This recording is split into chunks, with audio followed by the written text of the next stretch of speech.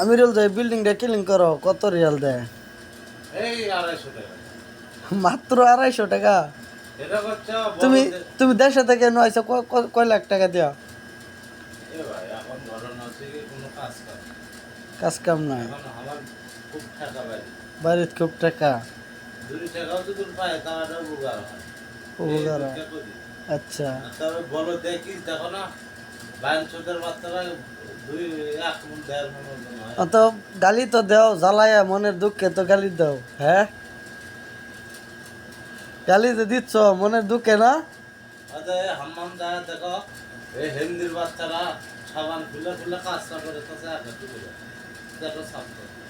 তোমার হাম্মামো কিলিং করা আল্লাহ কিরম বুঝো? 250 টাকায় ভাই দেখেন, দেখেন এই ব্যক্তিটারে হাম্মাম তুরি, মানে দুঃখের কথা বলাও যায় না, হাসো ওটা দুঃখও লাগে। হাম্মামটা তুরিতে কিলিং করা কিন্তু তা কথা না, কিন্তু সারা বিল্লায় ধরেন গা এই বিল্ডিংয়ের মধ্যে মানে 15টা ধরেন গা রুম আছে। সব রুমে সামনে থেকে বলো দেয়া ডাম খালি করে, আবার বিভিন্ন খাসরা সাফ করে দেয়। কিন্তু এনেকে 250 রিয়াল টাকা দেয়, সৌদি রিয়াল 250 টাকা দেয়। আল্লাহ বুঝেন কিরকম কাজ করায় লোকটাকে। তবু মানে বলো বলো, তুমি বলো কিছু ভাই, কাজকে। সৌদি আরব ধান কেউ ভুল করে আসেন না ভাই। সৌদি আরবে আমি দেশে হুন্ডলে ঘুরেছিলাম, আমার সাথে অনেক গার্লফ্রেন্ড থাকিছিল। ছেলে থেকে ভাই সৌদি আরবে আসছি, বললাম ভালো দেশ, একটু ভালো হয়ে আসি। তো দেখি ভাই এই দেশের মতন খারাপ কোনো দেশ নেই।